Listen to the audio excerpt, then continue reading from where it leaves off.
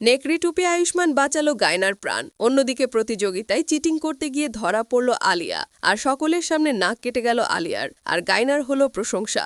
বন্ধুরা, গায়না ধারাবাহিকের আগামী পর্বের আপডেট নিয়ে চলে আসলাম আপনাদের মাঝে। গায়না ধারাবাহিকে আপনারা দেখতে পারবেন, দেখা দেয় ঈশান পরিবারের সকলকে জিজ্ঞাসা করছিল প্রতিযোগিতায় কে কার তরফে রয়েছে। পিসিমাকে বলে, পিসিমা তুমি বলো তুমি কার তরফে রয়েছো আয়ুষ্মানের। পিসিমা বলে, আমি কারোর পক্ষে নেই, যে ভালো গান গাইবে আমি তার তরফে থাকবো, আমি এভাবে তার নাম বলতে পারবো না। আলিয়া দেখে একে একে সবাই গয়নার দলে চলে যাচ্ছিল।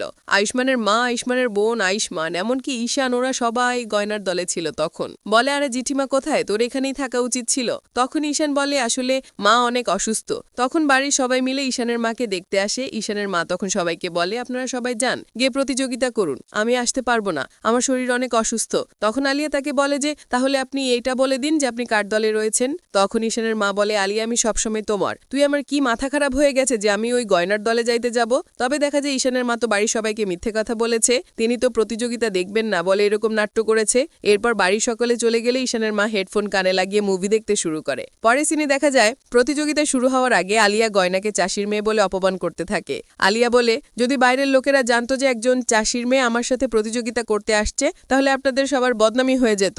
গয়না এর উত্তরে বলে, আলিয়া তুমি জানো না হয়তো, চাষিরা মাটি থেকে সোনা ফলায়, আর আমার গর্ব হয় যে আমি চাষির মেয়ে। আর তখনই আয়ুষ্মান গায়নাকে সাপোর্ট করে আলিয়াকে বলে, আর আমারও গর্ব হয়েছে, আমি একজন চাষির মেয়ের স্বামী হতে পেরেছি। আয়ুষ্মান আলিয়াকে আরো বলে, তুমি শহরে থাকো বলে তোমার অনেক অহংকার হয়েছে, তাই না আলিয়া? কিন্তু আফসোস একটাই, যে শহর থেকেও তুমি কিছুই শিখতে পারোনি, আর তুমি চাষিদেরকে তাদের পরিশ্রমকে কি করে ছোট মনে করতে পারো। আর আলিয়া একটা কথা শুনে রাখো, দেশের শক্তি তার মাটিতে লুকিয়ে থাকে, আর গয়না যেরকম আমি সেভাবেই ওকে আপন করে নিয়েছি, আর তুমি কখনো আমাদের মাঝে ঢোকার চেষ্টা করবে না, গয়না আমার কাছে বেস্ট। এরপর দেখা যায় গয়না প্রতিযোগিতায় শুরুর আগে ভগবানের কাছে প্রার্থনা করে বলে, আজকে আসল নেকড়ে যেন ধরা পড়ে যায় ভগবান। পরবর্তী সিনে দেখা যায় আলিয়া আর গয়নার ভাজন প্রতিযোগিতা শুরু হয়ে যায়। দেখা যায় গয়না তো খুব ভালো গান গাইছে, কিন্তু অব্যবস্থা ব্যাপার হলো আলিও গয়নার সাথে তাল মিলিয়ে ভালোভাবে এই ভজন গাইছিল, যেটা বিশ্বাস করার মতো নয়। গয়না আলিয়াকে এত ভালো গান গাইতে দেখে মনে মনে বলতে থাকে, এই দুষ্ট আলিয়া এত ভালোভাবে গান কি করে গাইছে। ঠিক আছে, ভজন চলাকালীন আয়ুষ্মানের ফান থেকে তুলো পড়ে যায়, আর ওর কানে গিয়ে লাগে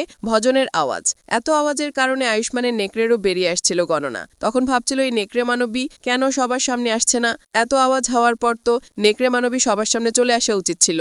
এরপর দেখা যায় আলিয়া গান গাইতে গাইতে ওর কান থেকে হেডফোনটা পড়ে যায়, আর আলিয়া তো তখন আর গাইতে পারছিল না। তখন সকলে আলিয়াকে গান গাইতে বলে, আর আলিয়া তো খুব ভয় পেয়ে যায়। ও ভাবতে থাকে ও এখন কি করবে। তখনই ফ্ল্যাশব্যাকে দেখা যায় আলিয়া ওর মাকে বলেছিল, আমি ভজন গাইতে পারি না, কেন তুমি আমাকে গাওয়া শিখাওনি বলো তো? আজকে আমাকে গয়নার কাছে হেরে যেতে হবে। এর জন্য তখন আলিয়ার মা আলিয়াকে বলেছিল, তুই কোনো চিন্তা করিস না আলিয়া, আমি তোকে সাহায্য করব, তুই হেডফোন কানে লাগিয়ে গান গাইতে বসবি, আর আমি তোকে ঢাকায় থেকে সব লাইনগুলো বলবো, আর তুই আমার গানের সুরগুলো শুনে ওখানে গাইবি, আর সবার মন জয় করে নিবি। দেখা যায় আলিয়ার কান থেকে হেডফোনটা পড়ে যাওয়ার কারণে আলিয়ার গান গাওয়া তো বন্ধ হয়ে যায়, আর এদিকে আয়ুষ্মানের নেকড়ের রূপও একটু একটু করে প্রকাশ পাচ্ছিল। তখনই আলিয়ার গান গাওয়ার পালা আসে।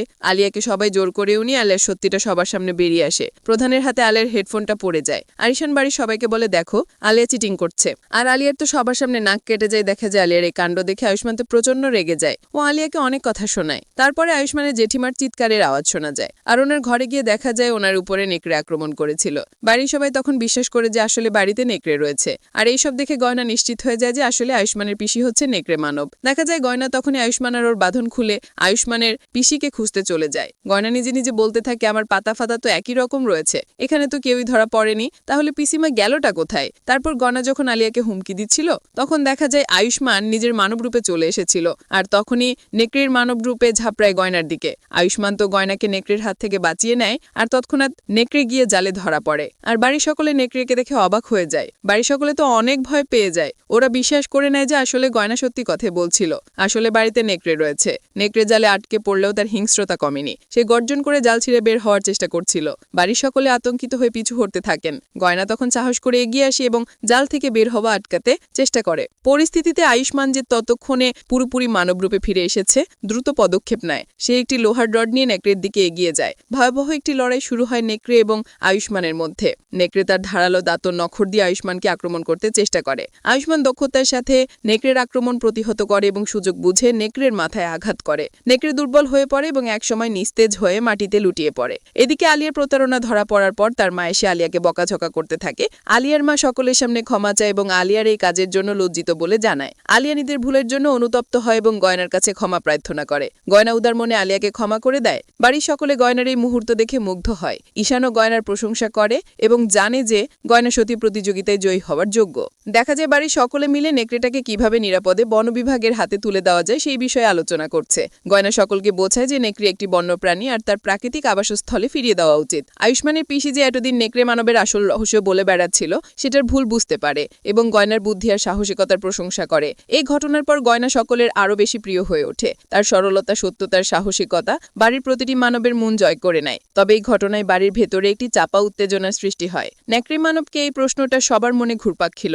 গয়না মনে মনে জানত যে আসলে আয়ুষ্মানের পিসি হচ্ছে নেকড়ে মানব, কিন্তু সে কোনো প্রমাণ জোগাড় করতে পারেনি। তাই সে মনে মনে একটি পরিকল্পনা তৈরি করে। সে পরের দিন সকালে ঘুম থেকে ওঠে। গয়না সবার সাথে স্বাভাবিক আচরণ করে, কিন্তু তার নজর ছিল পিসিমার উপর। গয়না লক্ষ্য করে পিসিমা আজ একটু চুপচাপ তার মুখ ফ্যাকাশে দেখাচ্ছিল, আর সে যেন কিছু একটা লুকাতে চাইছে। গয়নার পর বাড়ির কাজে ব্যস্ত হওয়ার ভান করে পিসিমার ঘরের কাছে যায়। সে খেয়াল করে পিসিমার ঘরের দরজা সামান্য খোলা। কৌতূহলবশত সে উকি মারে। ভেতরে যা দেখে তাতে তার চোখ কপালে উঠে যায়। পুরনো বাক্স থেকে কিছু একটা বের করে দেখছিল।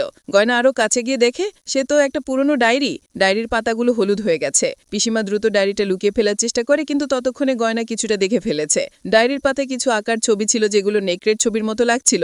গয়না বোঝা যায় তার সন্দেহ ঠিক। পিসিমা নিশ্চয় নেকড়ে মানবের রহস্যের সাথে জড়িত। গয়না তখনই পিসিমাকে বলে, পিসিমা তুমি কি লুকাচ্ছ? পিসিমা চমকে ওঠে এবং ডায়েরিটা আরো জোরে চেপে ধরে। পিসিমা আমতামতা করে বলে, না কিছু না, এটা একটা পুরনো জিনিস। কিন্তু গয়না নাছোড়বান। সে বলে, আমি জানি পিসিমা, তুমি কিছু লুকাচ্ছ। এই নেকড়ে মানবের পেছনে নিশ্চয়ই তোমার কোনো হাত আছে। পিসিমা এবার ভয় জড়সড় হয়ে যায়। তার মুখ আরো ফ্যাকাশে হয়ে ওঠে। সে তখন কান্নাকাটি শুরু করে দেয় এবং সবকিছু স্বীকার করে। পিসিমা জানায় সে আসলে ছোটবেলা থেকে এক বিরল রোগে ভুগছে, যার কারণে পূর্ণিমার রাতে সেই নেকড়ে মানবে রূপান্তরিত হয়ে যায়। এই বিষয়টি সবার থেকে লুকিয়ে রেখেছিল। ভয় পাচ্ছিল যে সবাই তাকে ঘৃণা করবে। পিসিমা জানে সে কাউকে আঘাত করতে চায়নি, কিন্তু মাঝে মাঝে সে তার উপর নিয়ন্ত্রণ হারিয়ে ফেলত। গয়না কথা শুনে অবাক হয়ে যায়, কিন্তু তার মন পিসিমার প্রতি করুণা ঘরে ওঠে। সে পিসিমাকে সান্ত্বনা দেয় এবং প্রতিশ্রুতি দেয় যে সে এই বিষয়ে কাউকে কিছু বলবে না। গয়না পিসিমাকে বোঝায় যে এই রোগের চিকিৎসা সম্ভব হতে পারে। তারা দুজনে মিলে এই রোগ থেকে মুক্তির উপায় খুঁজবে। আর এখানেই শেষ হয়ে যায় আজকের পর্বটি। তো বন্ধুরা, কি মনে হয় এবার গয়নাকে নেকড়ে মানবের সত্যি সকলকে জানাতে পারবে? সেটা আমাকে কমেন্ট করে অবশ্যই জানাবেন। তো দেখা হচ্ছে পরের ভিডিওতে। ভিউয়ার্স, আজকে এই পর্যন্তই। ভিডিওটি কেমন লাগলো কমেন্ট করে মতামত জানাও। ভিডিওটি ভালো লাগলে সাবস্ক্রাইব করে লাইক, শেয়ার, কমেন্ট করুন।